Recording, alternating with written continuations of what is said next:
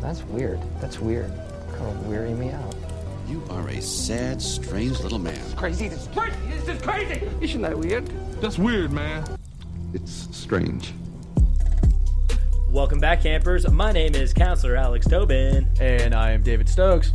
And he dabbed, if you didn't catch that on the podcast. If you didn't hear that dab. But yeah, we're back to spook you and spork you and fork you and fork you and knife you and freaked it and we freaked it and so we're What is that? You hear that? Is there something scooting up on us real quick? I What is hear that? it. I hear something coming up on us. Oh my god. Oh my god. It's just my roommate, Kyle Lamontagne. Hey guys, it is me. And my longtime friend, Kyle Lamontagne. He sounds like an Italian guy. Don't worry guys, I won't be Italian for most of this thing. That's good. That's how I start in. I know. Okay, I didn't mean to say that's good. I don't know if that's good or bad. That's just... Are you anti-Italian? That's how he starts most of his conversations. Like, so what do you think your biggest qualifications are? He's like, a mozzarella! Scary story. oh, I hope one of his qualifications is scary stories because he came to the right place. Yep. And like we said, we're here with Kyle Lamontagne to tell you some spooky, scary stories. And I think we should probably catch you guys up. We went to the Queen Mary as we said we were going to do. Yeah. And we didn't prepare as well as we should have. No, we didn't, because when we got there, it took us an hour to get into the Queen Mary because apparently there was rain the night before and they closed down the park, which meant we were dealing with 2 days of people trying to go to the park. Yeah, it was bad. We finally got in there and it took like another hour to get into the first maze. Yeah. Like 45 minutes. And I wasn't feeling too hot. No. When we got in there, it was a really cool setup. A lot of fog, a lot of people scooting around on. Were you sick? We'll get to that point. We'll get to that part. A lot of people scooting around on the knee pads that they did this weird thing. They had these guys that they're dressed as clowns. They had knee pads. They would slide across the ground with some type of metal on their hand that would shoot metal on their knees too. And yeah, it was my worst nightmare. It would shoot sparks, and so like they would wait for like a crowd opening, and they'd run full speed and slide through it, screaming and cackling and shooting sparks everywhere. Yeah, it was pretty fun. It was so much more loose than the Universal thing, and it was just like I felt like there were no rules. There was definitely less rules. Like they were doing different. Like they got really close. Like some of the guys were touching people. Oh yeah, not in an inappropriate way, but like they would like grab your arm or like in the first maze we went through, some jackass and her friends were like, "Oh, let's take a selfie halfway through this maze," and like held up everybody. And one of the zombie guys just like ran up and was like, "Keep fucking moving." And well, I think he was trying to be like nice and funny, and like he leaned over and he's like, "Can I get in the picture?" But he kind of like pushed him. And oh no, didn't he say something like that? No, dude, I was leading our pack. He's like, "I'll cut your fucking head off." Yeah, no, you're funny. He like straight up ran into them and was like, "Keep fucking moving." Oh wow, that's cool. That way you have something to actually be afraid of. You're like, I don't know what this guy will do. And yeah, in the mazes were like the mazes were way more open-ended, and at one point so there were different routes, and so my girlfriend and I went left and Tobin's girlfriend and him went right, and so we got split up for a little bit. I remember we were walking and it was like a bunch of storage container kind of things, and like this little dude like dressed like a zombie came like crawling out with like two other normal people, like guests with him, and the guy was like what like we've already been here, and he goes, "Well, you shouldn't have listened to me," and then laughed and climbed up the containers and ran away. And they were like, "What the fuck just happened?" What? Yeah. Okay, I didn't see. We were in a completely different. You area. weren't with us during that, and I was like, I guess they're just fucking with people. That's amazing, but overall, we actually only got to 2 mazes because the lines were so crazy. We asked some people there, and it was insanity. They were like, "Hey, like this is the craziest night we've seen due to the rain out the night before." Yeah. But we have to talk about the first maze that we went through. We walked through the end of the storage container. I'm not even kidding. There was about, I want to say 50 yards of one storage container, and the most fog I've ever seen, like fake fog I've ever seen in my life. I couldn't see 5 inches in front of my face. So what they was did, all lit up too. like It was it looked like a dream. It was cool. crazy. so what they did was they had these lights that they had them pointed towards the traffic going against it, and they had all the actors on the other side, so they could see us fine, but we couldn't see shit. Oh, that's what they're doing. Okay. Yeah, and so you literally couldn't see anything until it was right up in your face, and it was like ghost white. And all of a sudden, like 5 inches from your face, a guy's face would appear, and he'd be like, "Ugh," and you'd be like, "Oh my god!" And they really like the that's snarls. They love doing yeah, that. they thing, did yeah. those. That's They kept fun. doing that. I like that. And then the second maze we went to, it was called, the first one was called, what was it called? I feel- Shipwreck. Yeah, it was Shipwreck? almost kind of like a Vietnam kind of theme. Like It wasn't Vietnam. there were soldiers, and Or it was the like kind of country. jungly and stuff. I guess, I don't know. But and then the second one we went on was like ship related, and It was on the boat, which was really cool. yeah, and there was Oh, this- I got hassled at the very entrance by the detective zombie. yeah, he was We got like backed up in the room, and this detective zombie was like talking to us, and I was like, "Hey, by the way, like they had a dead body on the table that had blown his brains out, and his gun was in his left hand, but the blood on the back of the wall was shooting towards the left." And I was like, "Hey, detective, like that guy didn't shoot himself in the head because the blood would go in the other way." And he was just like, "Oh, you're the detective now, huh? Why don't you take over, huh? Get the fuck out of here!" And he started yelling at me. He's ambidextrous. You were right. It sounds I was like right. Flip flopped hands right before he died. You have upset him. And he tried to trade hats with me. Yeah, we were wearing sailor hats. Yeah, David bought sailor hats for us, child-size sailor hats. I got drunk and I bought child-size That's sailor a, hats. That's a classic. We got David a move. lot of compliments for those. Somebody was like, "How did that stay on your head?" Yeah. And I was like, and David was like, "Sailor magic." Yeah, sailor magic. I don't know. But the coolest thing about the second maze was that there's a part where you're walking through, it's mostly dark and stuff, and then you get to this part where there's a bridge, and over the bridge there's an over 100-foot drop. I would say it was closer to like 50, but Was it really? It was a Oh, maybe I I mean, mean, the chicken when it comes to jumps. They didn't ask us you to don't jump off of it. but no, it was a significant amount of height. But we were in the ship, and there's a drop down, and you could see like the inside of like I don't know, the It's ship, the hull. whatever. Yeah, and The hull. the hull. Oh, and, I know boat terms. Yeah. And we're walking across it, and all of a sudden the floor goes "Goo-goo," Yeah, so it and drops was, down about a couple inches, and it feels like the bridge is gonna fall. It's a off real from under. production, right? It Yeah. was really cool. So it's almost as if you took a sheet of steel and bent it in just the slightest bit in a like an upward bubble. So when you stepped on it, it would kind of like pop down. no, that was mechanized. I think. Really? I kind of got the vibe that it was kind of like a spring thing that No, popped I up think and it was down. on like a trigger. Like once somebody got to the end, I think the whole thing went cocoon, and like whoever was okay. on it like dropped a little bit. It was probably one of the coolest things. It I've was ever really experienced. scary because it was a real drop below Because you. it's super unexpected. Yeah. Yeah. And I was like, oh my, I thought it was just like kind of a cool, like, oh, look how high up you are. And all of a Yeah. sudden the bridge is like, it's going to fall. And it's, yeah, it wasn't somebody jumping out at you. It was like a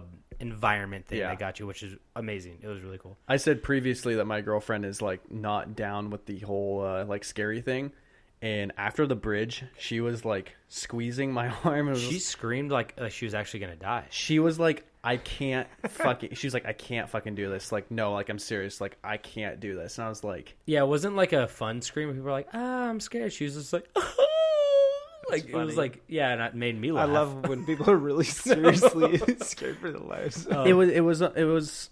I mean, yeah, she knew it wasn't like that serious, but like she can kind of get into it. But But I mean, she was having fun. She was kind of like, I want to do another one. Like, she wasn't like oh, thanks. deterred from it. But like, Thanks. Because at the end of the night, we got through 2 mazes, and I was very ill, Yeah. and we had to leave You early told me about because that. I ended up throwing up in a park across the street from where we were parked.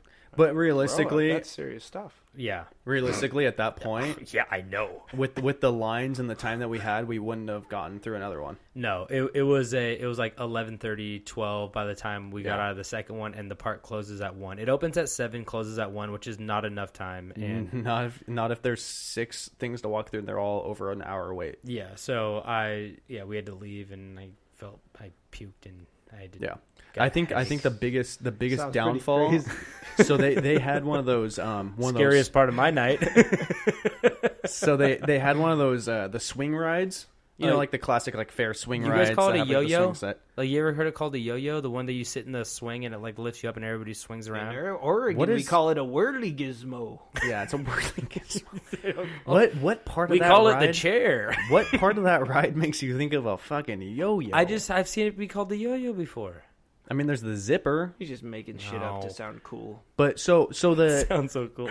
but so the park, they're let's just call it a yo-yo to make Tobin happy. The big chair swing thing. It was actually they had a sign that said that it was from Michael Jackson's Neverland Ranch. Neverland Ranch, and Gotta wash those seats. yeah. Covered. my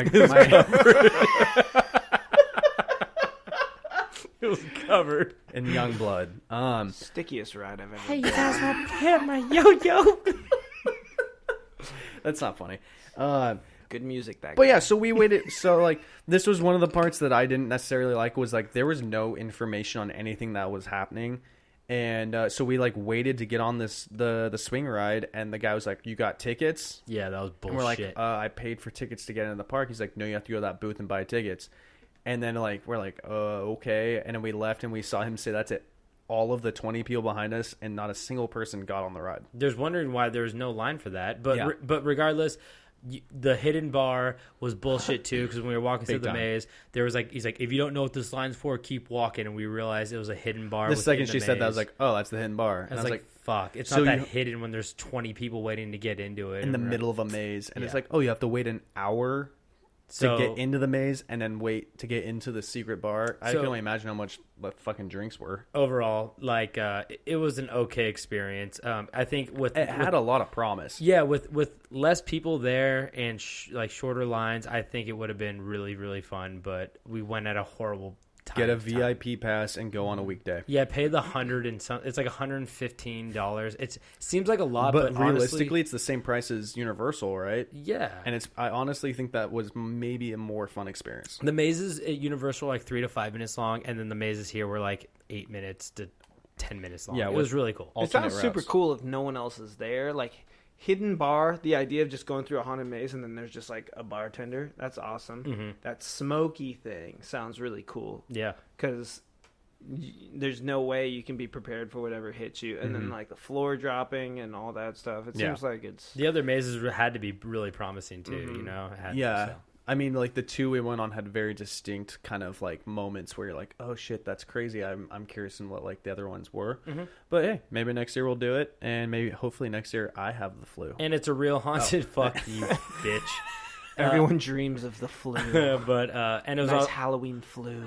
it was also on a real haunted ship. candy corn. Stop saying this stuff to me.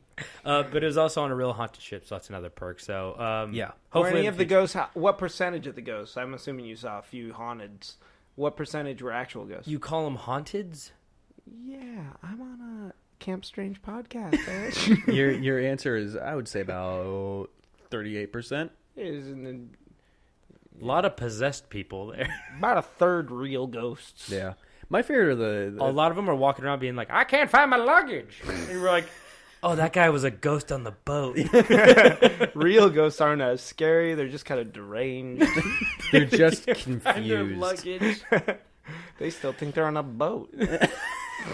But how many deaths? 49, something like that on the boat. We checked it before we went on there, right? I was not a part of that checking. Well, we checked. It was like close to in the 40s. How they die. Yeah, I don't All know of them anything died about this. different. Some guys got crushed against walls. You know what? Maybe we'll do that next Yeah, episode. you do that next episode. I've got one for next episode. You do that next episode. Okay. Okay. Yeah. Shut up, Kyle. Yeah, That's Kyle, what I'm doing this episode. Let's get is into that boat. Let's get into these should we stories. hop on in? Yeah, I'll start. All right, you ready? So I'm gonna keep this short and sweet. Ooh. Don't say ooh. Oh. So this is about a thing, or I guess it's a man called the Bunny Man. Ooh, Already I'm intrigued, scared. aren't you? So Yeah. this was an urban legend turned actual event. So kind of like Cropsy, but Yeah, a you like these. little bit more Little lighthearted. copycat ones. So this version of the Bunny Man states that there's a couple versions of this lore or legend, but this one is the most popular one, and this version states that in 1904, an asylum prison in Clifton, Virginia, was shut down due to a petition by the growing population of residents in Fairfax County, Virginia. This sounds just like your last one. No, that was in New New York. New York. Yeah. New Delhi. No, not it New was Delhi. in New York. So during the transfer of inmates to a new facility, one of the 15 transports crashed. Most, including the driver, were killed, but 10 inmates escaped, and a search party found all but one of them.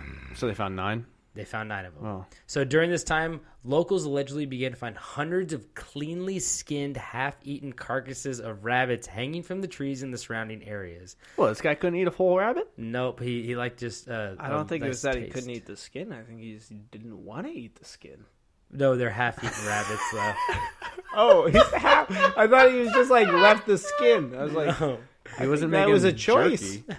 So another search of the area was ordered, and the police located the remains of a Marcus Walster, left in a similar fashion to the rabbit carcasses, hanging in a nearby bridge overpass. I think it was his sensei. That He is trained him how to do it. no, it wasn't a sensei, but it was the bridge is now known to this day as the Bunnyman Bridge. So this guy's known for like killing bunnies, not dressing up as a bunny. Well, he killed that man too. But listen, Also, you've only heard like 1% of the story. I know. I just Kyle. had this mental image of this guy dressing up as a bunny and so killing people. hear me out. I kind of had that too. But he was the Bunnyman Bridge is also along the railroad tracks of the Colchester Road. So that will come into play later. Officials named the last missing inmate Douglas J. Griffin as their suspect, and called him the Bunnyman. Why do they have to name him? He had a name, right? They didn't name him. I just meant like when you finger somebody, like they fingered like You they don't know named anything him. about They that. called They him fingered and Douglas. named him. They thought Douglas was a good name for the guy. Douglas You know, was a respectful name. You know how you name rabbits? They did the same thing with this man. So why didn't they call him Peter? shut up. There you go. So in this version, officials finally managed to locate Griffin. During their attempt to apprehend him at the overpass of the Bunnyman Bridge, he nearly escaped.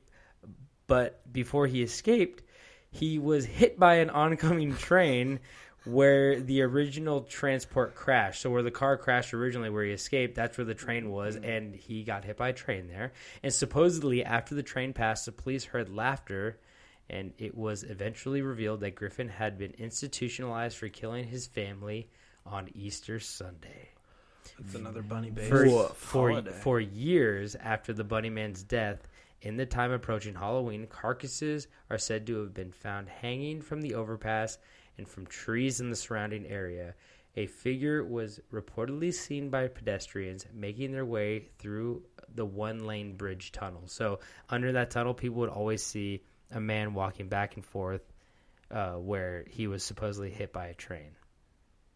That man loves So, bunny meat. so that was the legend behind the supposed bunny man, but the Okay, actual so that's not your full story. no, Okay, good. the actual what the fuck talk shit about me. Oh, that's it? No, that's I your whole just fucking meant that story? was like 4 minutes. No, so after this legend came out, actually many believe that the legend actually surfaced after these 2 incidents that happened in the 1970s, and I'll get into those right now. Okay. In Fairfax County Public Library, historian archivist Brian A. Connolly extensively researched the Bunnyman legend because he wanted to know about this legend that he heard so much about. And he has located 2 incidents of a man in a rabbit costume threatening people with an axe. There you go. So I'm guessing that this legend might have, Spawned some copycats. inspired some freakos. And the vandalism reports occurred a week apart in 1970 in Burke, Virginia. So my question is, like, are we talking like furry level? I think it's on the furry level. At It's least on a furry Do you level. see a At picture least- of his outfit? at least one of them. I don't think either one got pictures, but Okay. let's just say this: there are pictures online of people recreating what the Bunnyman may have looked like. They're just yiffing each other. And they go around. What does that mean? Essentially, You don't know what yiffing is? No. I think I saw it in a sitcom or something, but Yeah, yiffing is like the it's like the term it's like sniffing for, butts. It's the term that furries Oh my God! What? for people that don't know what I'm furries curious. I wanna are. know. Furries are people. Come on, hit me with Furries it. are We people- all know what furries are. Furries Sorry. are people who dress up as a Various animals of anime kind of proportions, and they go yiff each other in hotel rooms and make a whole big old mess of the scene. So, But what are you saying they do? so I'm saying that this guy dressed up like as a bunny, and Dave was asking if he's fucking yiffing people in the fucking backwoods. Okay, of and Virginia. just to be clear, God damn it! just to be clear, all these bunny impersonators are going out and killing bunnies. Okay, no, I didn't even finish this incident. Yeah, where's You the But real guys- so crime far, here? that's what's happening, right? Where's the crime? No. So the first incident was reported the evening of October 19th in 1970 by the U.S. Air Force Academy cadet Robert Bennett and his fiancee, who were visiting relatives on Guinea Road in Burke, Virginia. Around midnight, while returning from a football game, they reportedly parked their car in a field on Guinea Road to, quote-unquote, visit an uncle who lived across the street from where the car was parked. As they sat in the front seat with the motor running, they noticed something moving outside the rear window. Moments later, the front passenger window was smashed, and there was a white-clad figure standing near the broken window. Bennett does not sound good.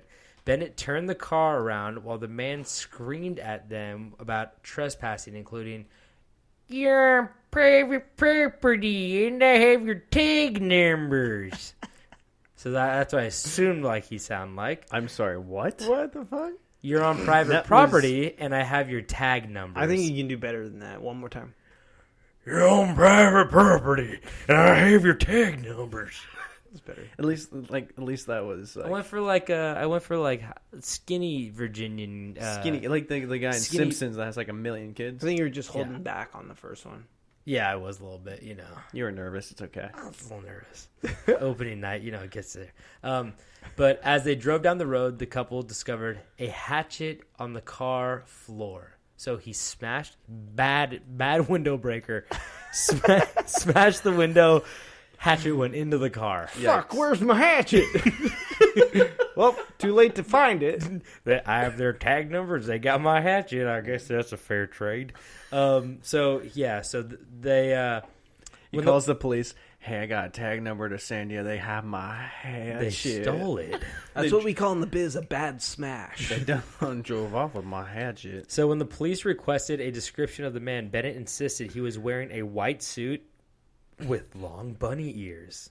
However, Bennett's fiance Classic. contested their good assailant did not have bunny ears on his head, but was wearing a white capirote of some sort, which I don't like bringing up the word capirote if I don't have to, because it's basically a Klan hood. That's what that is? I A guess- capirote? I guess so. Such never a heard that French before. sounding word for such a... Well, Such a hate. how do you confuse those two? A bunny ears and a Klan hood? Yeah. Well, I think he just saw the white Just thing going white above his head, going up. going Yeah. above his head. I mean, let's just say this: if you're Going up on a Tuesday. with my hatchet and breaking out a window. So, so I think if you see something kind of like, if you're gonna go break someone's window with a hatchet, you're gonna be wearing a disguise. This but guy's the best first have a thing. good grip. The only thing he has right next to his door is his boots and his Klan hood. So he probably grabbed that. Perfect disguise. So hold on. So was it just the Klan hood, or did he have the whole? He was gown? naked with the Klan hood. Oh, No, woof. I'm joking. No. He was wearing probably clothes and the Klan hood. Okay. But the thing that gave away the bunny ears was the thing sticking the tip of the hood. Yeah. I'm guessing.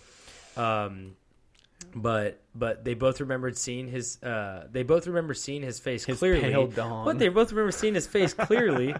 Glistening in the moonlight. So I guess they said he might have had the Klan hood up because they said they both remember seeing his face clearly, but in the darkness they could not determine his race. I'm going to guess white. The police returned the hatchet to Bennett after examination, and Bennett was required to report the incident upon his return to the Air Force Academy. Actually, a fun fact, they still have this hatchet on display. Oh, that's I don't cool. know where they have it, but if the Wikipedia page has it mantled on a piece of wood, mounted on a piece of wood, and it's the Bunny Man. Is there blood on it? There's no blood. It only hit a window, which does not have blood inside of it. Some windows. I guess you're right.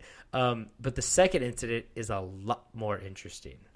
Leaves a lot more questions. Good, that one.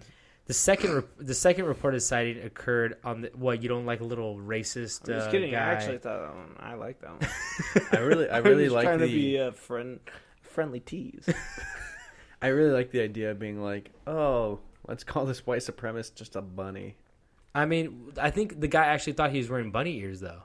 Like, I don't think he actually believed that the guy really wasn't wearing. Simplifying the issue. It's dark, and when somebody smashes your window, you're not like really paying attention. No, you're missing what I'm saying. I'm saying the guy who's wearing a white supremacist hood. They're like, oh, he was dressed like a bunny rabbit. So like, you think that hurt his ego? a little bit? I hope it did. Yeah, I hope it did. It's more sissy. Hey, if you've got a fucking white supremacist hood, fuck you. Yeah, we're gonna be controversial here. We hate the KKK. Yeah. I'm taking a stand. Hot take. Anyway, Finally, someone's got to do it. so the second reported sighting occurred on the evening of October 29th, 1970. Like you said, couple really close to the first one. Yep. When construction security guard Paul Phillips approached a man standing on the porch of an unfinished home in Kings Park West on Guinea Road. Same road. Ooh. Phillips said the man was wearing a gray, black, and white bunny costume and was about 20 years old, 5'8", and weighed about 175 pounds. Perfect build. You know, that always blows my mind when people are like, oh, I'm going to see this person from a distance, but you know what? He looks about $180. I know. It is kind of weird, like, how much did he weigh? And you're like, fucking fat guy? I don't know. Skinny guy?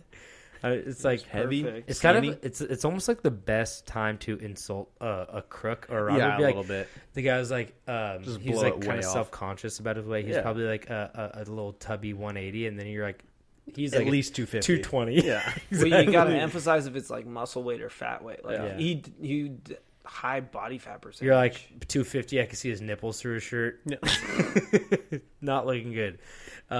So the man in the bunny costume began chopping at the porch post with a long-handed axe, saying, "You are trespassing. If you come any closer, I'll chop your head off." Oh. So that's a little bit more interesting than just a Klans member busting out your window. But the Fairfax County Police With a hatchet. And the Fairfax County Police opened investigations into both incidents, but both were eventually closed for lack of evidence. In the weeks following the incident, more than 50 people contacted the police claiming to have seen the Bunny Man. Several newspapers, including the Washington fucking Post, reported the Bunny Man had eaten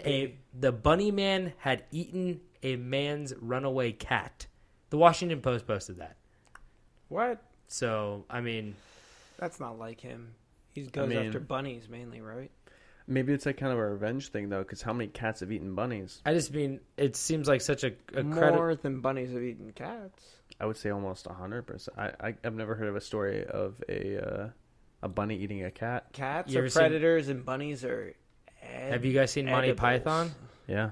Rabbit stew coming up, and then all of a sudden it just like starts ripping out everybody's throat. Yeah. That's the one you got to watch out for. Yeah, that's a good bunny. It's a bad bunny, actually. Okay, I mean, that's guys, the best bunny. Now you've got me the heebie-jeebies. Anyway, so watch out for the bunny. But in the end, here's my final statement. In the end, don't forget. To not get too excited and hop to conclusions when you ear someone chopping wood with an axe. But if you care at all, you might want to take a look because it just might be the Bunny Man. So that's the end of this podcast. We're never making another episode. That was good. You Yeah, fucking so write it's that done? yourself? Or Yeah. what? Egg-sided, hop to conclusions, ear someone chopping wood, and if you care at all. That was pretty cool. Yeah, Camp Strange is canceled. I didn't. Unsubscribe now. You liked Wait, it. There's no my more episode's episodes less coming. poetic. You than liked that. it. I'll give you that. So that's the end of the Bunny Man. So if you're in Virginia on Guinea Road, keep an eye out. Apparently, they do turn people away at Halloween. Don't go there on Halloween because there's people driving from out of state to try to go to the Bunny Man Bridge. Yeah. And they said that there's too many people that try to go there on Halloween, so they had to turn people away. We should find something spooky to do on Halloween. It's a Wednesday. Okay. God damn it, Kyle. Stop pouring so much wine. Can you hear it on the audio? Yeah, I can hear it a little bit. Okay. All right, you fucking people. It's a new guy. It's a new guy, new And voice, new. I don't know new if you're news. supposed to do a title, but I did a title for my story, and I called it Wild Times at Camp Hero. Oh. All right. So this all takes place in Montauk, New York, which is a picturesque oceanside resort community on the tip of Long Island where rich and famous Northeasterners vacation. Okay. Montauk is also known for Camp Hero, which is part of the title, right? A decommissioned Air Force base. People who have spent time there claim that Camp Hero was once used for bizarre, secret government experiments. To give you an idea of how it looks now, even though it's been shut down for decades, I think it stopped in like the 70s-ish. What, Camp Hero shut down in the 70s? Camp Hero. When you walk through it now, you see old, run-down, giant radar towers. Above ground, there's like huge doors and bunkers and cemented seals. So it's still intact there, but nobody is allowed on the base? I don't know if you can go check it out as like a tourism thing, I but doubt there's it. like I highly doubt it. there's like manholes and stuff all over the place. Ooh, I and- like a good manhole. And they say that there's like a whole system of like tubes that happen because there's all these CIA government tests that went down at Camp Hero Okay. on the tip, On the on the goddamn tip Wait.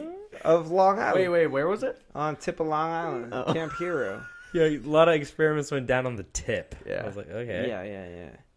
Tell us about these experiments. So all of these claims are basically based off of 3 interviews, 3 government officials, because the things we know for sure are this was definitely a base.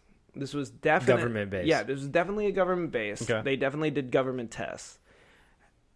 And the question is, are these 3 dudes telling the truth? What's going on? Because the people that lived there that were just in the town say, yo, there was some crazy stuff going on.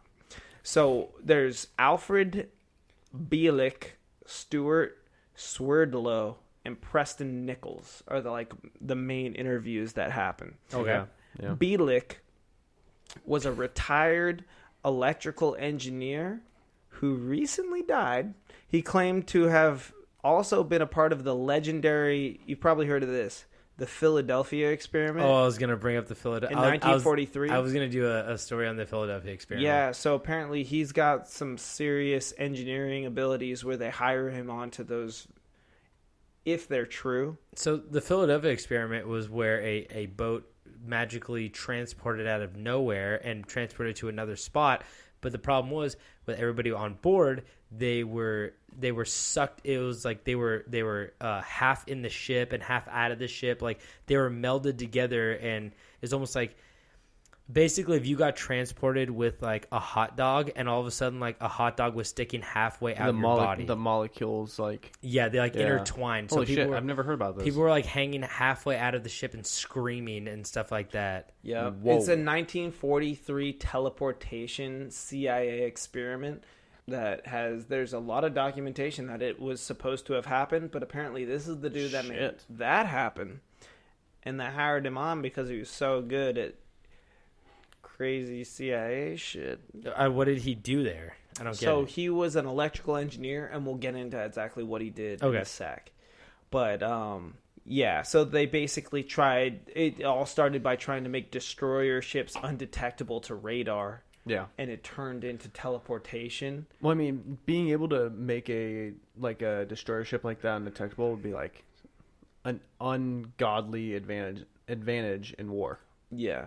And it's like, it sounds like there's fair documentation that it really happened. It's really up for debate. Like, I would never say that they really did teleport, but there's a lot of sources that say I almost they don't did. want to give any more away about this, because I definitely want to do a story on Yeah, this. I it's- like this No, story I- a lot. So. I If we didn't can tone do it a down, 'cause story I- on it because I thought it was a little bit too known, yeah, basically. it is Well, really known. but- I've never heard about this. No, and- I think really? it would be a Yeah, great. and so it'd I'm be a excited great to hear episode. about it. It'd be Yeah. a great episode. So what happened at Hero?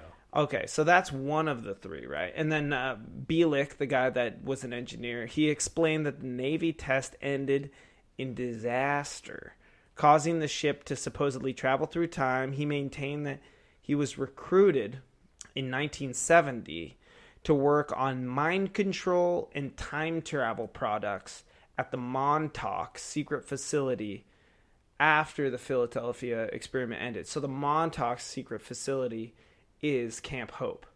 So basically they're like, dude, you did so good at this shady CIA experiment where you did time travel. Now we need you to work on mind control projects. That's how the story goes.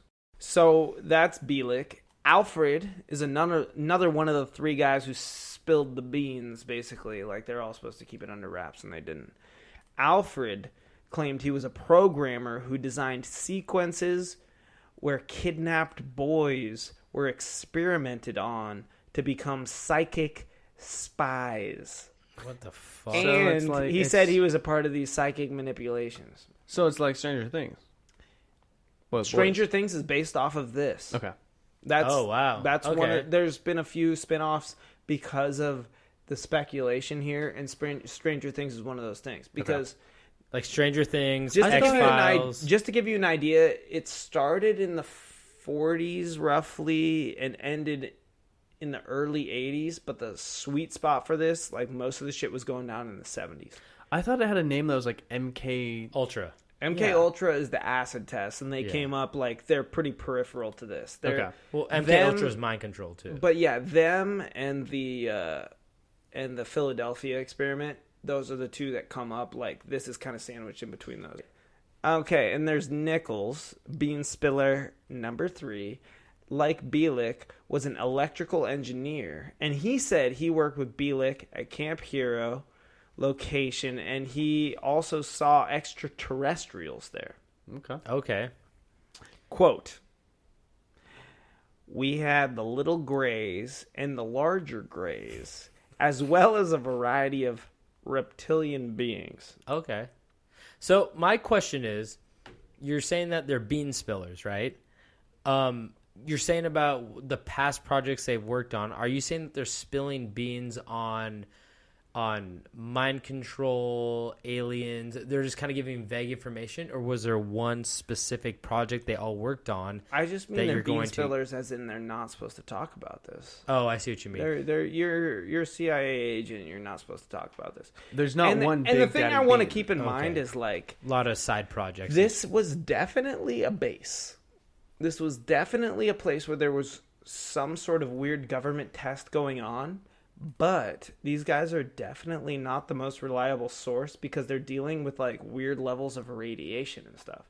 So that is a mystery in itself, where it's like, are they telling the truth? Are they not telling the truth? We don't know, but we definitely do know that there were tests going on. I don't get why they have radiation. Because, all right, we'll get to that. And why does that make them uncredible? Well, I mean, when you Well, I mean, really. Okay. they're dealing with heavy levels of radiation and old school versions of like mind control. They're trying to like deal with mind reading and teleportation and shit that's probably gonna fuck you up. It's like Yeah. living in a microwave for a And decade. at the same time, it's like anybody that's ever come forward with like this type of like this topic of conversation, like when have they ever been credible? Yeah, well, that's a weird thing where it's like, I think us as a society, we've gotten to the point where like the CIA could kill them off, Or the CIA could go, watch this, let this guy talk about whatever the fuck he wants to, because he has no proof. Yeah. No one will believe him. Everybody who spouts anything about aliens or anything about conspiracy theories is automatically ostracized from society. Let him be his own demise, which is an interesting thing that you could do to people. Yep. CIA is like, why even put in the work? Because if they find out we're trying to kill him, that gives him so much more credibility than if you were just to say, aliens exist, I've seen them, right? Exactly. Yeah. It's pretty interesting. It's a good tactic on the CIA's part. If they like, go ahead, talk all you want. You know, Who would have guessed the CIA's got a few smart cookies in their corner? Yeah, no joke. But I mean, these guys were definitely smart at some point in their lives to become engineers for the CIA, because there's no dispute on that they held that position at some point where they worked as an engineer for the CIA. Yeah, which is it's definitely interesting. Gives them a little credibility, honestly. Like if somebody from the CIA told me, I'd be like, I actually believe you. Like, I believe you wholeheartedly that you saw aliens, unless like they had Alzheimer's or something. Which is sad. But so I gave you half the quote though, by the way. So I love when you do that. Yeah, I mean, I'm just trying to keep you on the edge of your seat. I'm pretty sure we're to blame for that. So he said that, quote, "We had the little grays and larger grays, as well as a variety of reptilian beings." And then he also said, "The large grays didn't want anything to do with me. When I entered a room, they would leave." That's in regards to varieties of alien types. Little grays and big grays and reptilians are... Goes to show you, once you're out of high school, it kind of still stays the same, you know? And as we've said before, and just in case we're having new listeners, when we're talking about grays, that's like the very common image of aliens that are the very gray, the big roundish heads with the big eyes. They're the most classic representation. You got an I iPhone, dove the emoji. pretty deep on like the alien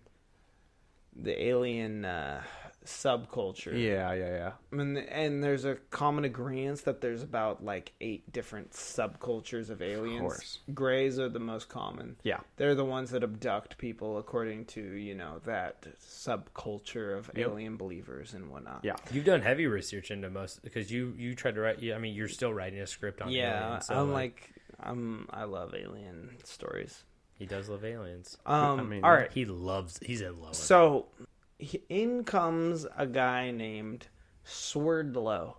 Swerdlow. Oh. A guy named Swerdlow says he was one of many young boys kidnapped from their homes.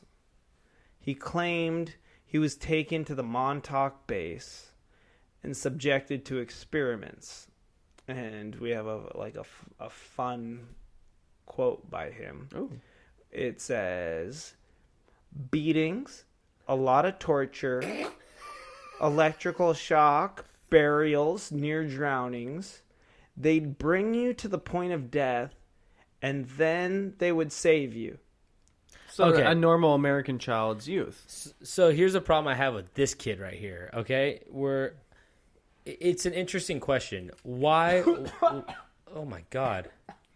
For the listeners at home, we just brought Kyle to the edge of drowning, and then we brought him back to show him what it felt like to be that young boy. All right, I'm just putting myself in the mindset of Swerdlow. Okay, so the thing that I don't get is, why are they kidnapping the people that are get the most coverage if they're kidnapped? If I were the CIA, I would kidnap homeless people who people wouldn't even notice that they were kidnapped, not children. Oh shit, maybe I would kidnap children. Would be the last people that I would kidnap. This is the next movie that this concept is based off of. Okay. Well, you got to get the wide variety of. You got to get all ages. X-Men. Oh, okay. Yeah.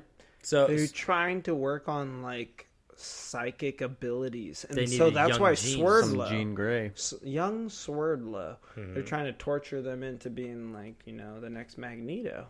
Oh, okay. They want them to control metal, or do you mean the next Professor X? I think they're trying Either to or, they're all encourage X. them to follow whatever they're good at initially. Yeah. So if you're good with magnetism, Okay, pursue it. if you're good with, say, being blue, We're saying play to your being strengths. Very strong and rage-filled and strong, yeah, a little beast going for you. then do that. Okay. So, yeah. So it But sounds this, like but this is like the You could throw legitimate flaming cards. We definitely know that Marvel read about these stories. yeah. They This was definitely were inspiration. inspired. I mean, that's the thing. When you have such a giant government facility that has so many stories coming out of it, it's like the stories make themselves. I mean, who knows if they're real or true? I mean, there are CIA people back in this, but then there's also people who claim to be kidnapped, which is also another interesting thing. But I mean, stories come out of the woodwork, and it's like those places are a giant like cluster of just like a birthing place of these like weird stories, and like comics are the best place for those to land. Well, it also sounds like the fun thing about it is it's definitely true to a certain extent. Like, there definitely was a base. They definitely did weird shit. Mm-hmm. And the question is, like, how weird did it get? Yeah, because I mean, a lot of people think like Area 51 is just rockets, you know what I mean, or like government technology, not necessarily aliens, but like who really knows? Because I mean, they'll keep you guessing because they don't care if you're guessing or not. Like they have their secrets there. So Yeah.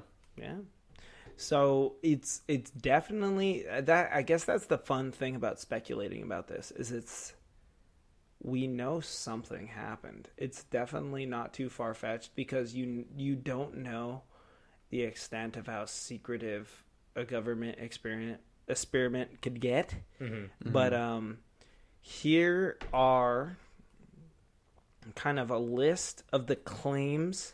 This is kind of how I'll end it. This is like a list of all the claims that people have said happened. And when I say people, it's pretty much those three people, because you're not supposed to spill the beans about what happened there. So what people say happened as far as experiments, this is pretty much it. Before you say this, I would love to just slap a wire onto one of those guys and be like, go meet up with some of your buddies and just be like, why don't you say anything? And then be like, we can't talk about the aliens. Like, oh my God, like And slap a wire on one of those They're guys. also making good ass money too. So it's like, oh, you mean peddling these stories? I mean, and they're stuff making like they're an engineer for the CIA. Oh, I thought you meant afterward they're making good money because at least they're staying in the limelight, right? Like they get to have book deals by being like, I saw some weird shit. Someone had to write this book. There's definitely a book out there. I think there's a book called the Montauk Chronicles, if you're really interested in this, that talks about it.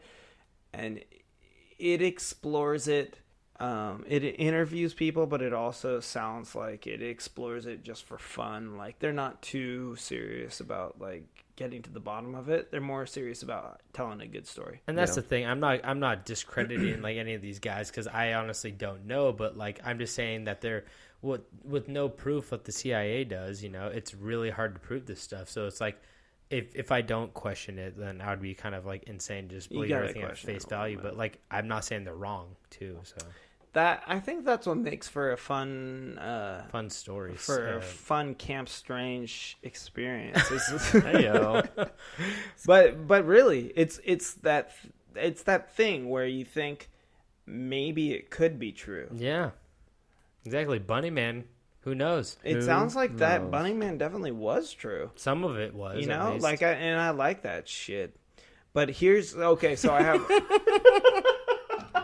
And I like that shit. All right. Here's some of the shit that went down. Okay, hit me.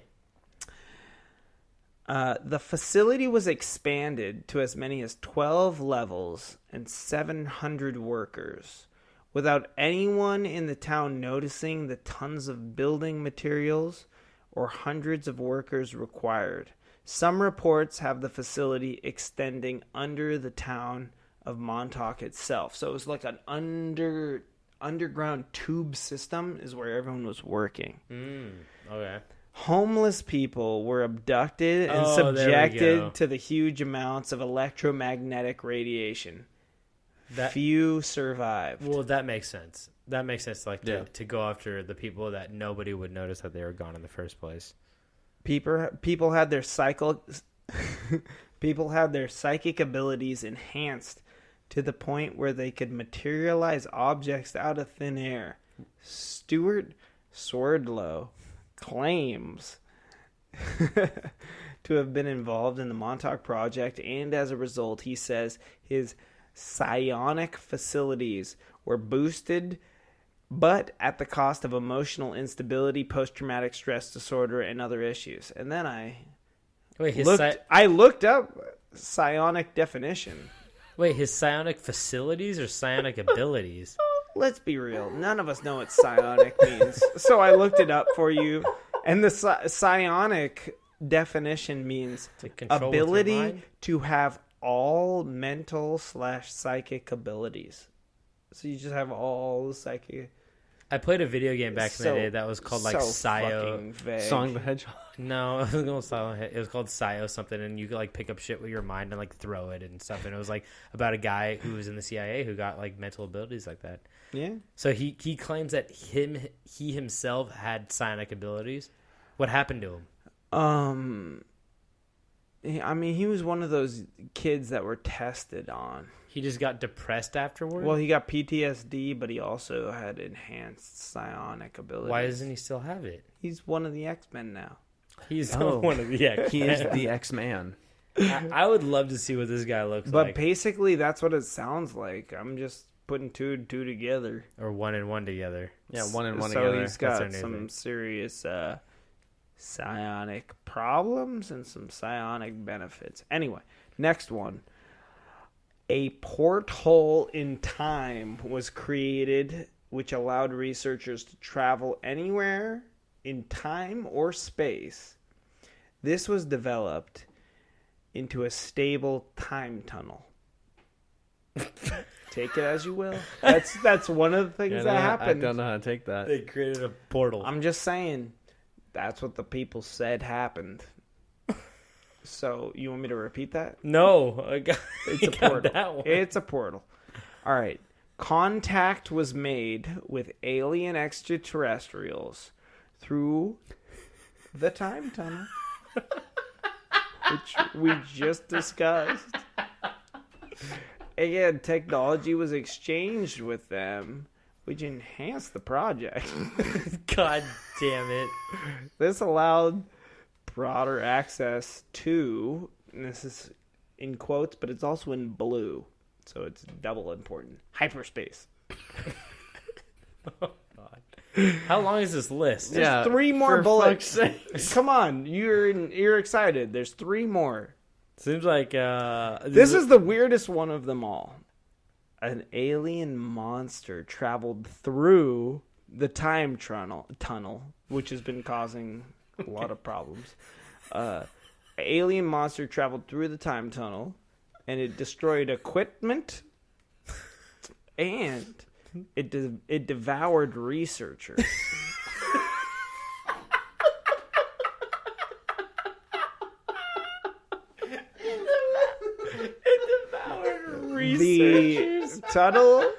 The tunnel was shut down, and the creature was destroyed.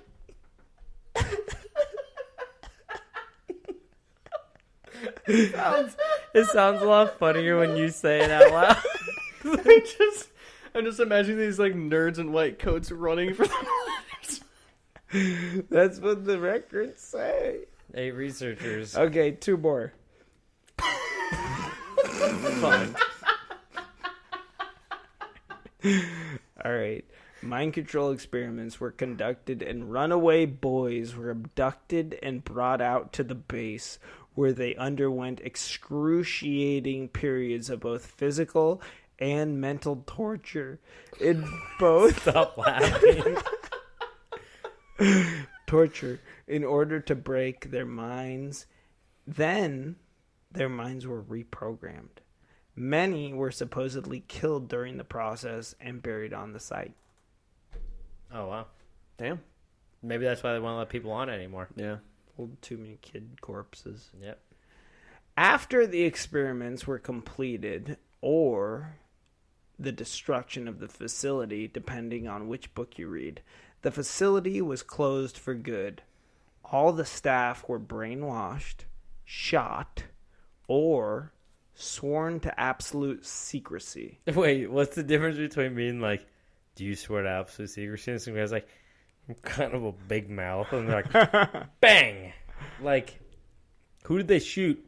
And who did they ask to take a fucking a swear? The guys swear, the raise your guys- hand. It was the guys there's like, I will not keep my mouth shut. What happened here was a tragedy. Yeah, there's certain people who there's no way that guy will keep a promise. And there's certain people who are like, yeah, you'll swear. That's what I'm saying. If this really all went down, whoever worked there basically was working inside of a microwave for like 20 years, and they're kind of just boiled. Maybe that's why they're all fucking crazy now. Yeah, they're not that credible, but at the same time, it's like it's credible to think that something weird went down. What do you do in college to get into the CIA like that? You can't do mushrooms. I mean, engineer probably, but like You can't do mushrooms until you're in the CIA. And then it's all mushrooms. From And it's there all on mushrooms out. from there on out. I picture it's just like you graduate college and you're kind of looking for jobs, and all of a sudden you just get like a random call from a random number and be No, like, "Hey, it's- this is the CIA." No, I'm pretty Headhunting sure. I'm pretty sure the way it goes, it's like you have to go into like the criminal law kind of thing, and then you go into being a police officer, and then you go into the FBI, and then you go into the CIA. I think it's kind of a ladder system that's like once you perform at one of the lower ones to such a good like level, Extent, yeah. they like notice it and then they invite you in. But I don't think it's very common for Very someone to interesting, get yeah. invited in. Cool. Well, that's that it pretty about much the Montauk? end of mine. The last, I mean, just that's pretty much it. Everybody got shot or sworn to secrecy. I or- mean, they still continue research on a more secretive and less sloppy level. so there's today. still people there. Or Not- are you talking about the CIA? not at that base. Okay. I wonder what made them clear out of that base. That's a ghost base. I mean, I think they just all got butt fucked by aliens. Sounds like all the researchers couldn't handle the second monster that came fucking through. Yeah. Yeah. What if there's a monster still roaming the tunnels below Montauk? That's the Possibility. funniest one. They're all like kind of legit, and then all of a sudden, a monster comes in through a time tunnel, destroys all their equipment, and eats all the researchers. I can see them as like all Sounds the like an easy excuse like for the- like missing your homework. like the three CIA guys are sitting there, and then all of a sudden there's like what's the guy's name? Swordlerg or something like that. What's his name? His Fucking- name is like whatever his name. Swordler. Swordlow. Swordlow's like He was the kid that got tortured. yeah, the shit out of. I know. He didn't have hard enough. You gotta mess his name up. I'm just saying, all the CIA guys are like sitting there. They're like, yeah, there was like children who were brainwashed there, and then Swirlow's like, monster came through and ate everyone. And they're like, Swirlow, shut the fuck up, dude. We're like trying to sell this book, and he's like, I'm telling the truth. Like, goddamn, like It is pretty much two engineers, which I feel like are less credible. Actually, both of them are fucked up because both engineers have been dealing with crazy amounts of radiation. And then Swordlow, we all know how tortured that kid was, right? Real It's like, tortured soul. Can we trust that guy's memory after he's been drowned for more than half his life? well, I think the funny thing is that you're assuming that he actually got kidnapped by the CIA in the first place. I have to. That's how this works. I have to just like kind of the point of this whole Kind of like I never had podcast a is to choice. assume the more fun option. I know We're that. not trying to be pessimists and be like, this isn't logical. Well, yeah, I know that, but I'm just saying as well. Like, you know, this guy might be a crazy motherfucker Fucking too. Swordlow. Fuck Swordlow. But yeah, that is that's my whole story. All right. What my question is, what do you think if he didn't get kidnapped? What do you think he's what made him like this in the first place?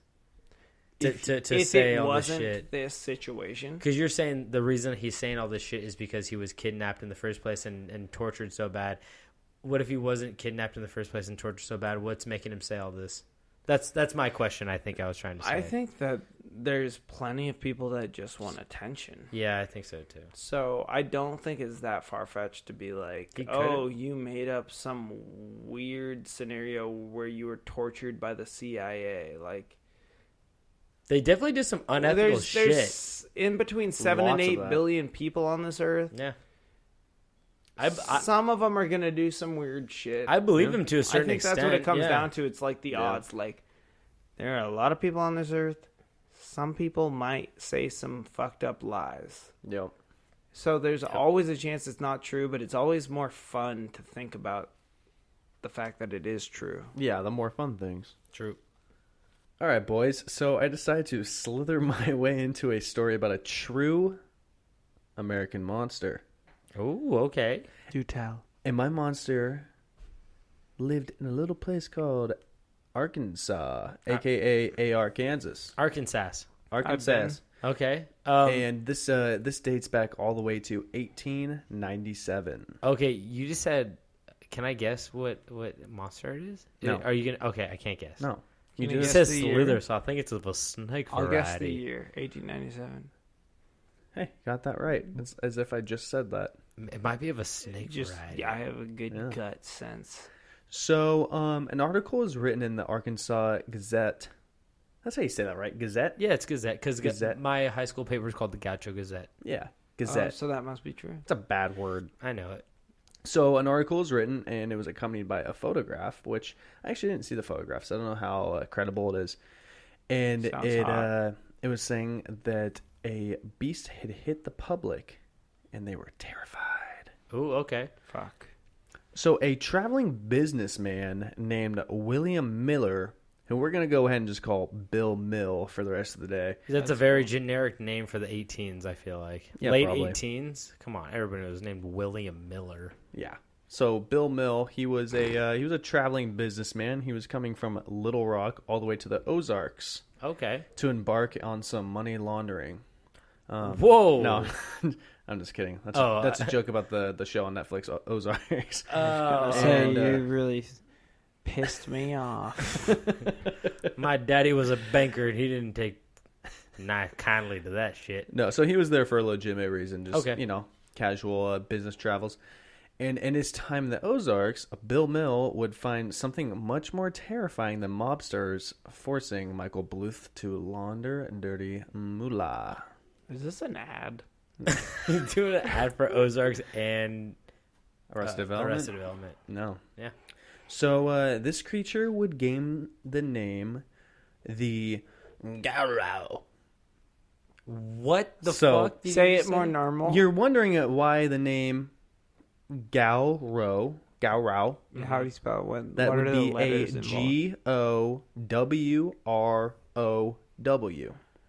Gowrow. And the reason why this monster got this name was because that was the sound it made. So I'd like Tobin, can you give me if you heard a monster saying something spelled as if Gowrow? Okay, I got this. You got that, okay? Gowrow. Ooh, I like that, Kyle. Gowrow. Oh, that's more of like a Pokemon kind I'm like of thing. a double Gowrow guy. Like Yeah. Gowrow. Gowrow. Yeah. Yeah, see? You're getting into I got it. some new ones, yeah.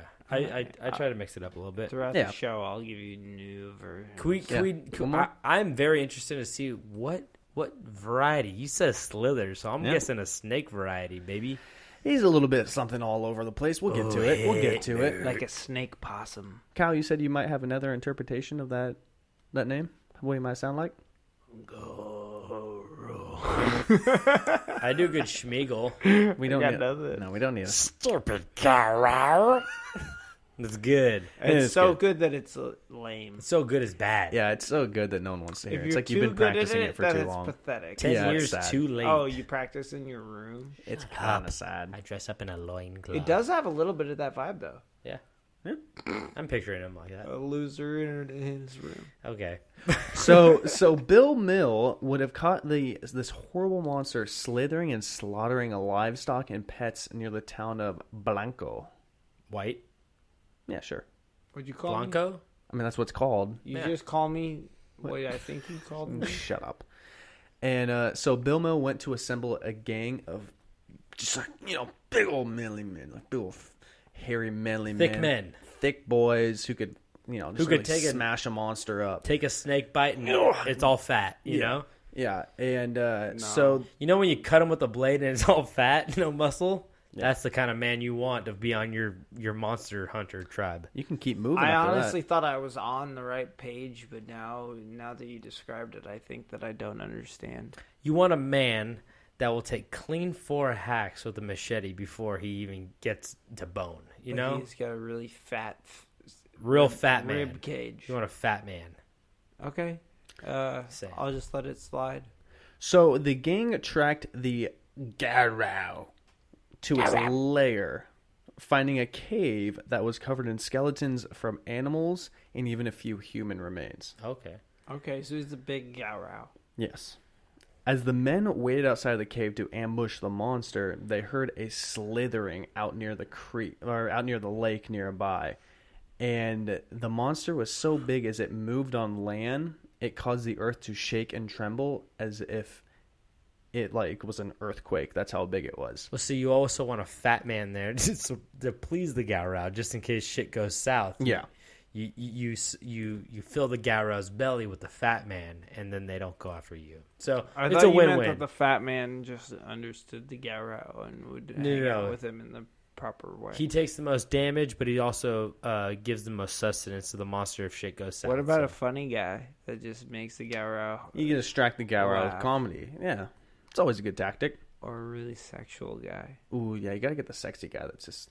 So no, they did not bring a sexy boy to arouse the Gowrow, because you don't want to get the Gowrow aroused mid-fight. Because you really don't know what an aroused Gowrow can do in a fight. Don't I know it? Yeah. So, knowing that the Gowrow is coming back, the men prepared for one hell of a battle. As the Gowrow approached, it made a valiant effort in battle, engaging in attacks and parries with the men, ripping several trees out of the ground and even leaving one of the men without a leg. But soon, the Gowrow met its end at the hands of the men. Okay, it didn't seem like too powerful of a Gowrow if it just got a leg. It didn't even kill anybody. It just... He ripped a tree out of its stump, Couple right? trees, yeah. Well, how easy That's is it to pretty strong. attack a tree that's just stagnant? That's way stronger than You know, I a don't think it person. was so much like he was attacking trees. What I like to imagine is it's like you got this cave with a lot of trees around it. So like this big ass monster is taking these swipes, but the men are behind the trees, so it's like hitting the trees. So Okay. I think they've got some decent coverage. Okay. Let's be honest. Ripping a tree out of a stump is way stronger than a person. But the thing is, trees, maybe 10 times stronger. trees don't fight back. I'm not questioning the Gowrow's strength. I'm Yeah, questioning it's really strong. its resilience and fighting skills, because You say that, but Mother Nature will have her last laugh. Okay, true. don't get all fucking biblical David's on right. me. David's so right. So as the Gowrow's lifeless corpse laid on the ground, the Wait, men what? inspected it. When did his corpse get so lifeless? They When I I s- thought when Gowrow was alive. a second No, ago. when I said that it met its end at the hand of the men. Oh. They killed I that thought it was motherfucker. sexual. all it got was a chicken wing, No, and they it didn't died. finish it off. They killed it. I thought it was a sexual end. No, it was a life end. And so they inspected the corpse, describing it as a 20-foot long serpent Wow. with, well, yes, as far as a serpent, it had Arms? large webbed feet with lethal claws, Sounds like a lizard. 2 tusks, What the fuck? Elephant lizard. short but sharp horns running down its spine, kind of like a dinosaur spikes down the Holy spine, shit. and a long but quick tail that had a What the fuck is a blade quick at the tail? end. So like it really just fucking all over the place. It's a real whipper. Yeah. Holy shit. Sounds like a fucking dragon to me. It sounds like a warthog mixed with an alligator. Yeah, a little bit. So Bill Mill, our boy Bill Mill, then said that the posse had packed that slimy bitch up and sent it to the. That's so Bill. They packed him up and they sent him to the Smithsonian. What happened? What? And where Smith now. Let me guess. Oh, there was a shipping error and he went to Jamaica. it was never What? Is that a received. thing that happens often? No. They just send things to I'm just Jamaica? saying stuff that like that controversial in history that we still don't know of is like, of course something went wrong. Yeah. What happened?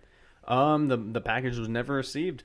So that's up to our interpretation to be like maybe the government stepped in, intercepted it, and was like, we can't let people know about Maybe this. they should have put more stamps on it. Maybe it never existed. That's a Probably. possibility. I like to think the government was like, no, we can't let people have this this Gowrow in the public.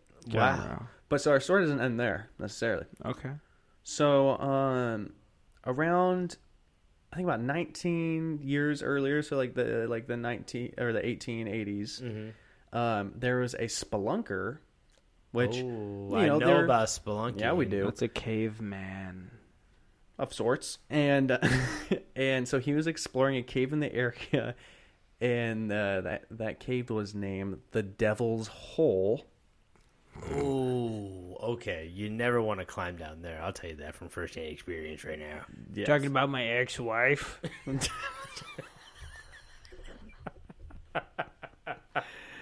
Pretty good. Yeah, Regina. Regina, if you're listening to this, fucking turn it off. Regina Spektor.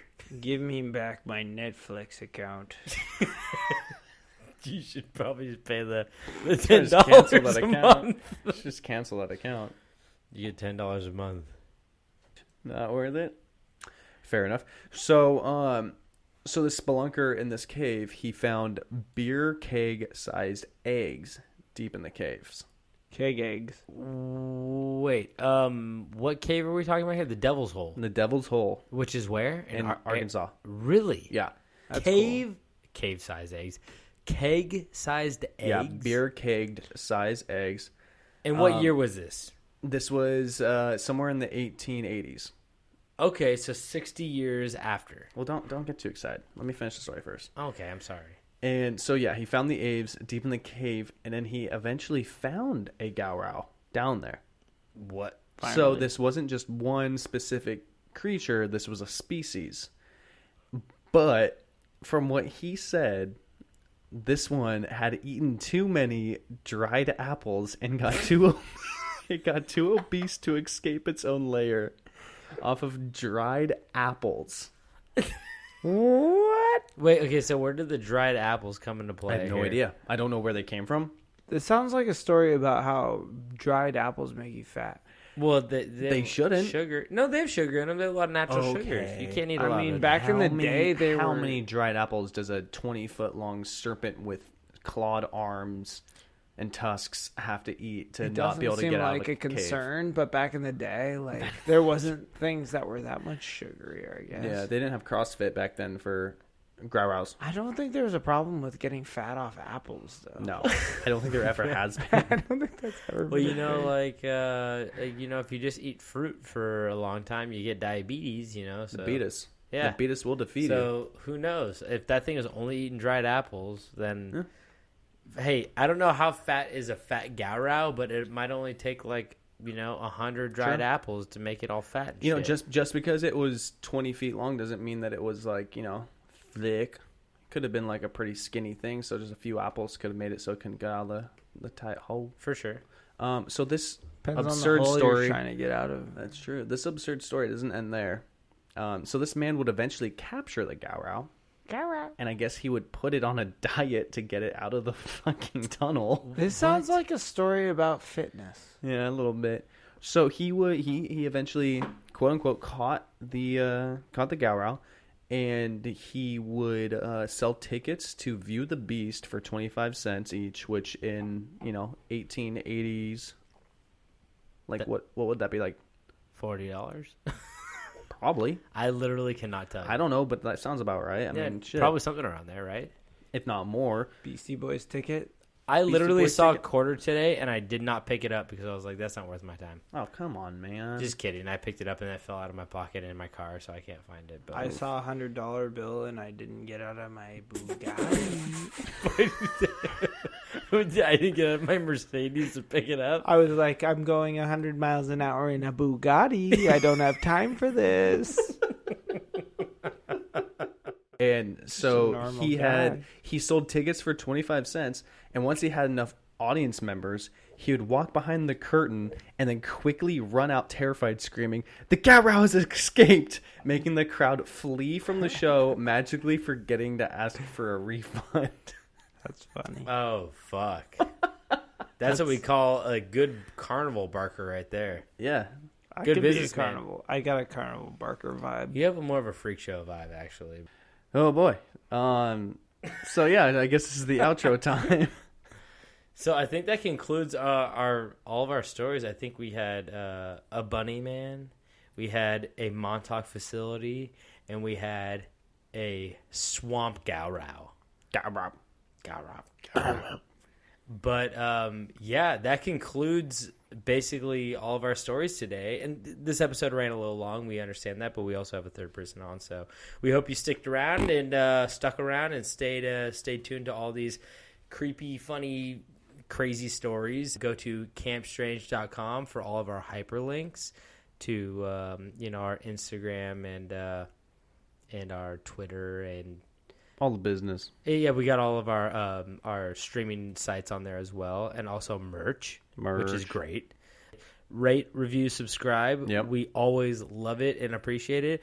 Add us on Instagram. Send us some message. People have been sending us some messages that are really nice and fun, and some have been really rude and awful, but no, they're all really nice, and I've been responding to them, and you guys are great, and we really appreciate you guys checking in and saying you like it or just asking us a question about some stuff. And feel free to ask love any questions. every new guest we get. We love every new listener we get. So Even me, we don't love Kyle. we don't love Kyle, but we will beat him up later. Well, I'll deal with the consequences. No, we love Kyle, but like we said, thanks for tuning in. And Kyle, thank you so much for coming on. Yeah, You thanks, know what? bud. Fuck you. Just a real hostile You environment. brought us to Montauk. Yeah, fuck off. Anyway, Kyle is he's always happy I'm to. grateful to be here. But we like having him on. He's a hoot Yeah, and a holler. we didn't mention it earlier, but so before Camp Strange happened, we did record a few episodes of the three of us, which who knows, maybe one day we will put those out. We did record a prior podcast. I think we had 3 episodes. I've still got on my laptop. We can definitely upload those eventually if we need to. That would be fun. They're definitely they're not the Camp Strange vibe, but they are something else. That's for damn sure. They're close to it. You know, weird stories and stuff like that. But they're really fun. And Maybe I'll tell my dolphin story on a future episode. Oh, that's a he good knows story. about the dolphin story. Yeah. So long story short, the reason why that did not continue is that Kyle spent a long time overseas filming a television show that he's working on In rehab. Yeah. It's called In Rehab. No. Do you want to talk about You that want to at plug? Yeah. Oh, I would love to plug. I've Plug been it up. waiting the whole fucking night to just plug. Plug us Finally, it's plug time, up. baby. I'm leaking, baby. I need you to plug me up. Let me plug. Ew. It's Kyle. So, what he's referring to is Destination Celebration. Me and my little sister, we started a production company. We're working on a travel show where we go around the world to exotic festivals and celebrations. Though the most recent one we went to is in Spain. We went to Tamatillo. the world's biggest food fight. Tomatina. Specifically, tomato not fight. Tomatillo. I'm sorry. Tomatina. Tomatina. But yeah, It's a we girl go around the festival. world to the most wild and crazy festivals, and we really mix it up. I saw some footage. It looks really fun and cool. So We're geniuses. they're making a pilot right now and trying to night. sell it. Any execs listening to this, any studio executives, look for Kyle Lamontagne because he's got some hot content coming towards you. Yeah, and anybody that's just interested, we'll definitely give you updates as that progresses. Mm-hmm. You'll freak when you see the. Oh, you'll footage. freak so fucking hard. You'll freak it. But I think that's it for this episode of Camp Strange. We really appreciate you guys, the viewers. So stay tuned for more episodes. Listeners. And what'd I say? You said viewers. Viewers, you guys are listening, watching with your ears, which is listening. So, like I said, It all counts to us. exactly. So, thanks for tuning in. We love you guys. And don't forget to stay strange.